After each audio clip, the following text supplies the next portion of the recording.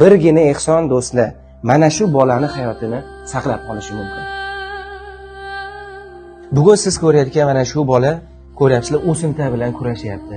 Mana yelkasidagi hozir mana shu Usmonni o'simtasi poзвоночнигini o'sha umurtqasini qiyshayishga olib boryapti. Qo'lidagi mana ko'ryapsizlar, juda ham mana ishib ketgan bu qo'li. Bu ham hozir aytmoqchimanki, juda tezlik bilan operatsiya qilish kerak. Mana qarshimda onalari turibdilar. Onalari yana ikkita farzandingiz bor, bundan tashqari, lekin xo'jayinlari yo'q. Xo'jayinlari tashlab ketgan ekanlar, boladan xabar olmaydilar, menimcha. Va do'stlar, bilasizlar, endi bir kishiga, bir ayolga bu juda ham qiyin, lekin hammamizga bu oson.